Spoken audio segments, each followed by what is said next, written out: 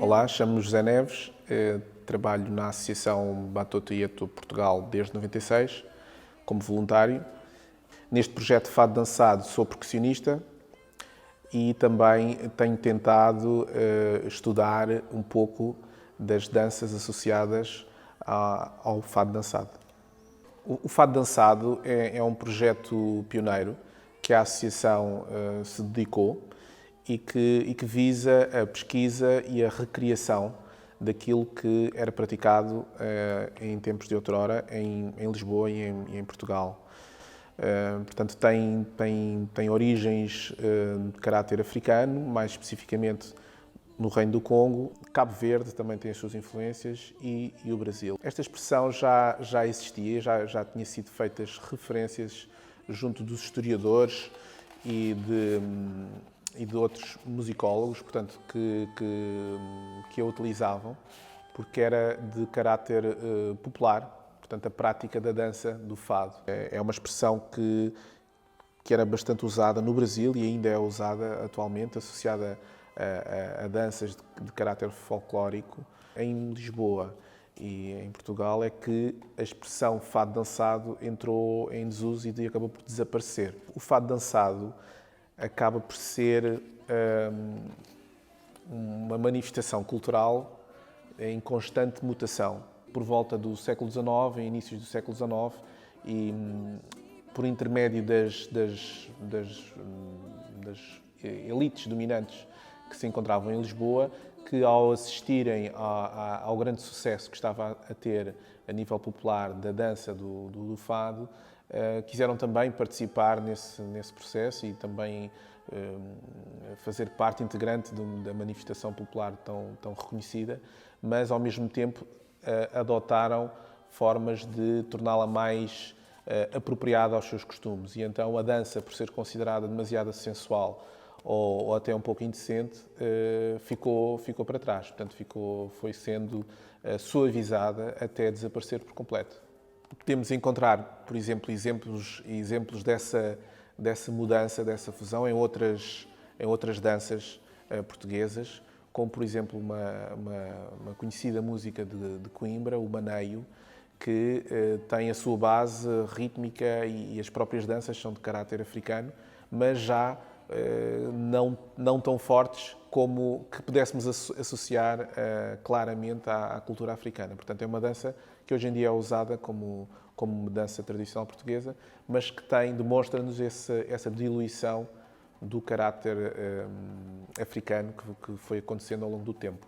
Sobre o surgimento da guitarra portuguesa, também não é o nosso objetivo trabalhar no estudo minucioso dessas origens, até porque queremos recriar uma prática e não copiá-la textualmente.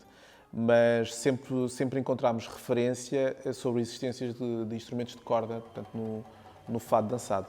Portanto, atualmente aquilo que fazemos, utilizamos a guitarra portuguesa.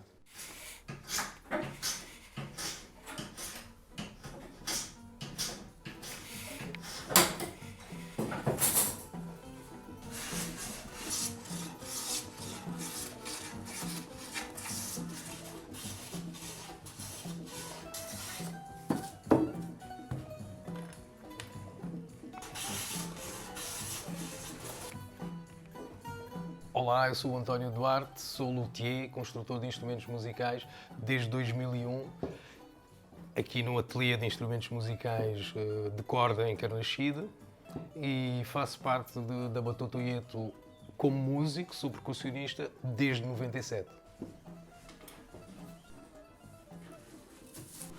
Aqui as guitarras que nós fazemos é a guitarra de Coimbra, que é esta que eu tenho aqui na mão, a guitarra de Lisboa, viola clássica e corda de aço para fado, bandolins e cavaquinhos. Mas basicamente fazemos guitarra portuguesa e violas, mas mais guitarra portuguesa.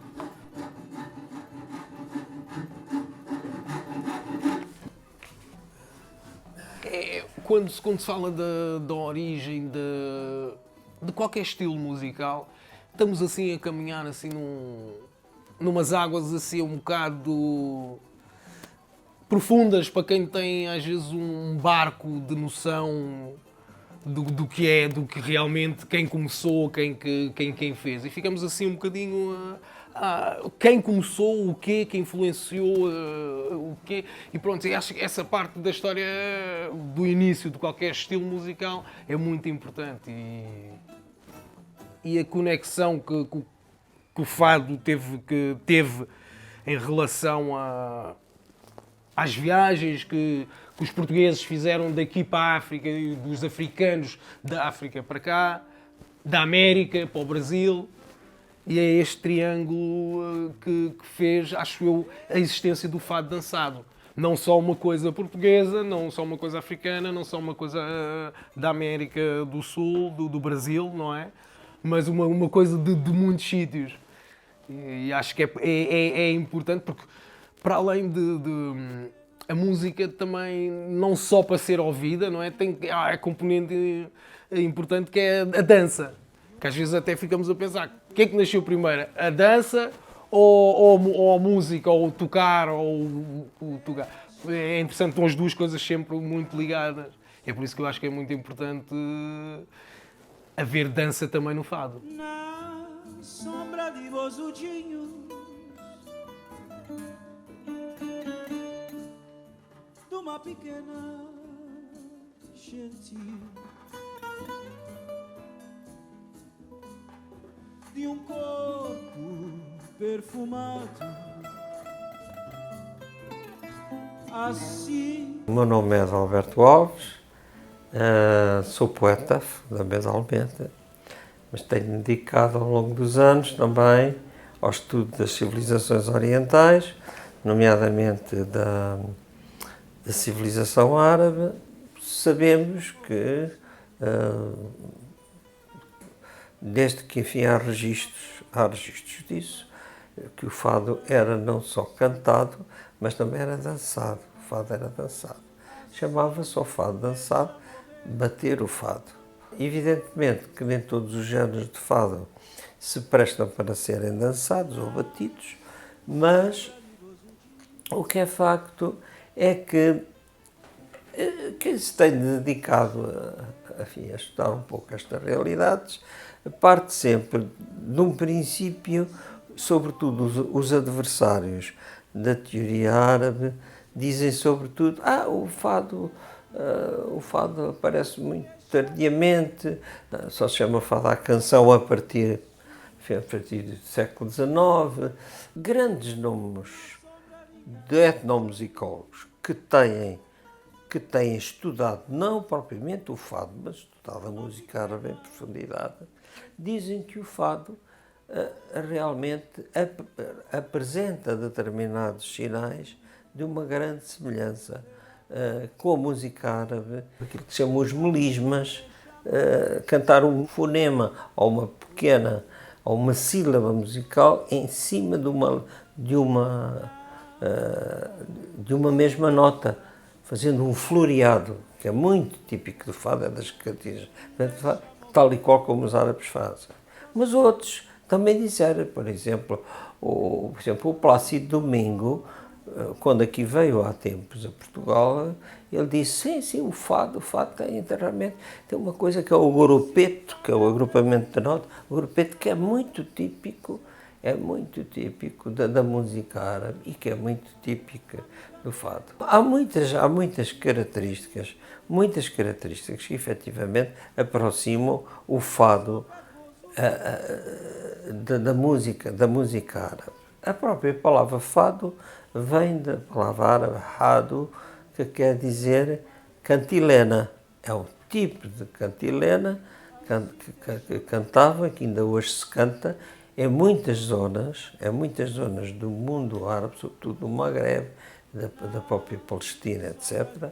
E que portanto, é esse nome. Diz, mas o fado é do fado latino, o fato não tem nada a ver com uma música, o fato é uma outra coisa, é o destino, enfim, é o que tem de ser, é a fatalidade, etc., que os árabes também têm esse sentido, mas não têm destino em árabe, não se diz fada, não é? Bom, isto é uma das razões. Agora, a razão principal, e é isso que tem sido usado como um argumento supostamente decisivo, é que o fado surge realmente, as referências ao fado surgem quando o século XIX já vai muito adiantado, quase no fim.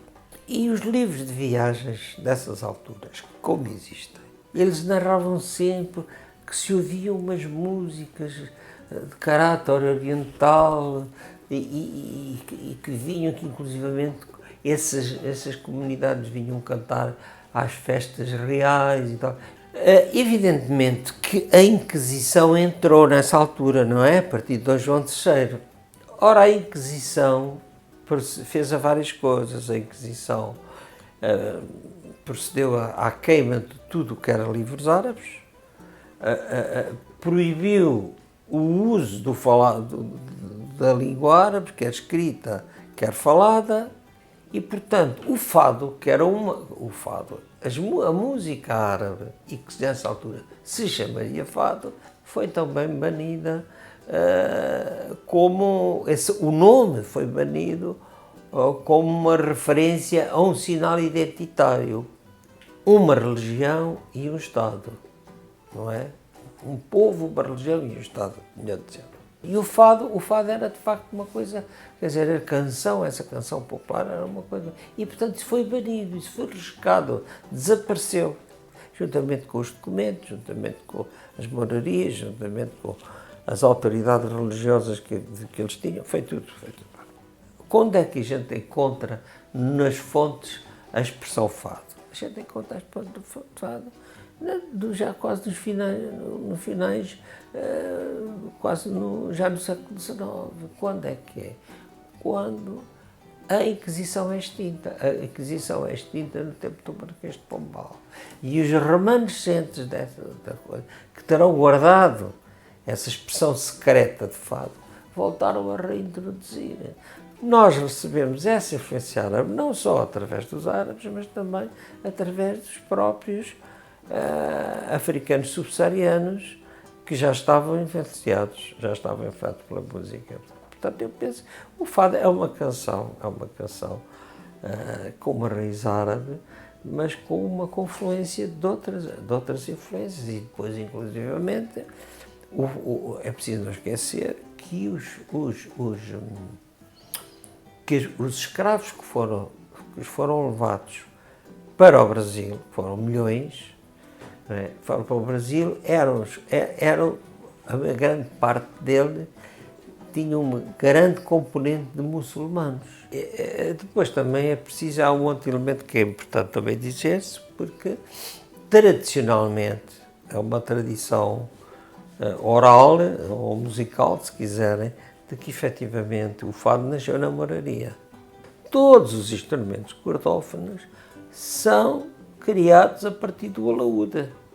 É o alaúde medieval, está depois a origem ao alaúde da Renascença, e todos os instrumentos cordófonos são desenvolvimentos da guitarra. Mas tudo isso está documentado nas coisas árabes. O que é preciso os musicólogos darem-se ao trabalho de aprender árabe e lerem as fontes árabes, que é coisa que nunca ninguém fez.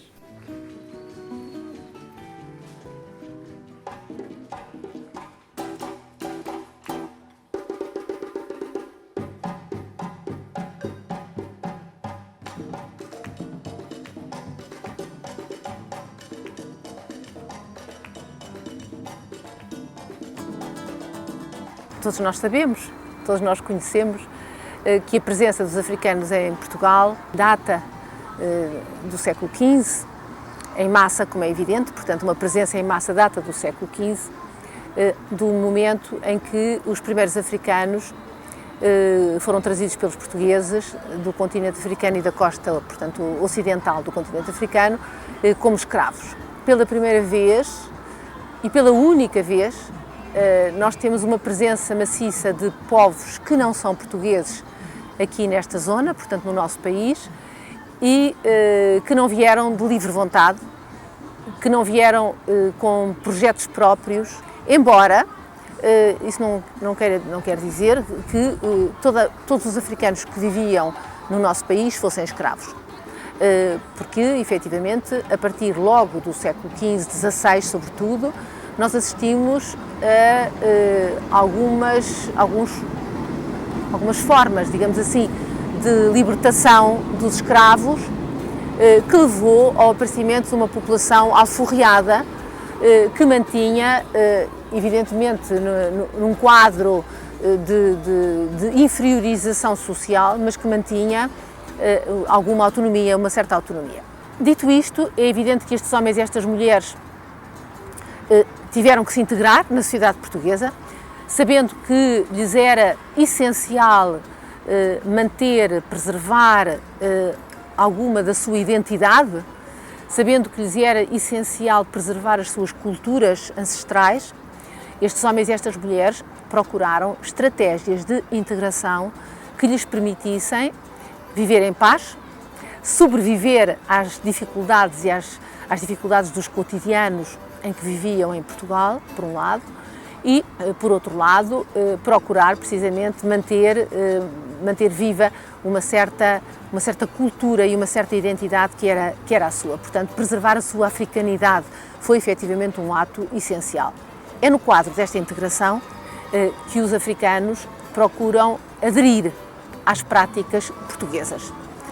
Há também a participação continuada dos africanos nas cerimónias religiosas e festivas dos portugueses.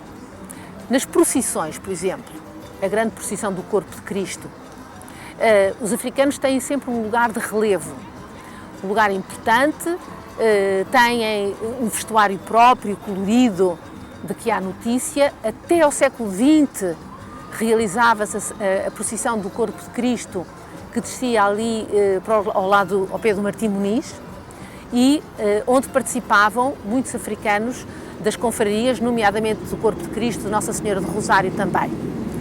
E a importância desta presença africana era de tal maneira grande que num ano do século XIX os africanos exigiram o seu lugar na procissão, que lhes foi recusado, e eles não participaram na festa. Os jornais da época falando da tristeza que tinha sido a procissão sem a festa, a dança e a música dos africanos. Porque as procissões não eram só culto, as procissões eram cor, festa, e festa quer dizer a dança e quer dizer a música. As festas do Rocio, as festas do Caixo Sodré, as festas do Terreiro do Paço, as festas públicas que se multiplicavam na cidade, ou fossem festas privadas, ou fossem touradas, por exemplo, os africanos participavam sistematicamente nessas festas. Eu diria que há uma linha de integração dos africanos que passa precisamente em Portugal, na sociedade portuguesa, e que passa precisamente pela festa, pela dança e pela música. A festa é a dança e é a música. E nós temos inúmeras representações iconográficas em que vemos os africanos a dançar, seja o lundum, seja outras danças, mas estão representadas a dançarem, a tocarem, tocando tambores, atabaques, pandeiretas e pandeiros, tocando gaita, flauta, etc., por aí fora, os mais diferentes instrumentos musicais, sempre com o tambor faz parte, obviamente, do ritmo africano, sem tambor não há música. Depois há, enfim, certamente as próprias festas africanas. Falei até agora das festas, sobretudo das festas dos portugueses, mas há depois as festas africanas, sempre com dança. São festas organizadas pelos africanos no quadro dos seus grupos de origem, e destes grupos de origem variados havia vários grupos. Havia os Minas, por exemplo, da zona do Golfo da Guiné, mas havia sobretudo os Congo do norte de Angola, e os Angola. Os grupos dominantes eram os Congo e os Angola. E as festas eram organizadas no seio dessas comunidades. Agora, as festas do Congo e as festas de Angola são as mais repetidas, são as mais comuns, são as de maior dimensão, de maior ostentação, são as mais importantes e são festas que têm uma dimensão, obviamente, lúdica, mas que têm, acima de tudo, uma dimensão identitária, histórica. E, portanto, há estas festas são particularmente importantes e vão se desenvolver, há muitas que são faladas e descritas, em particular para o Congo, no século XIX, nos jornais, elas aparecem nos jornais descritas, como é que estas festas se faziam. Há festas que são mais públicas, há outras que são mais fechadas, em casas particulares, mas elas são descritas com muito pormenor e têm dança, têm sempre dança. Aliás, é muito curioso porque elas articulam as danças europeias, portuguesas, com as danças angolanas ou congolesas ou africanas. Há essa articulação que é não só na dança, como é na música, como é nas comidas, nos petiscos que circulam. E essas cerimónias, essas festas, são festas muito importantes, em que participam brancos, portugueses também. Portanto, há portugueses que são convidados. Digamos que não há aqui uma separação. Há, efetivamente, portugueses que têm a honra de ser convidados para estas festas. E é o Lundum que aparece nas danças, quando é referido o nome da dança, é o Lundum. Há um documento do século XVI, é muito antigo, em que fala de uma cerimónia religiosa, creio que ligada ao corpo de Cristo, não, a Nossa Senhora das Neves, salvo erro. E na procissão entra um grupo de africanos e as mulheres, dizem eles, vêm todas a dançar umas danças um bocado lascivas. E as mulheres vêm a dançar todas cobertas de flores.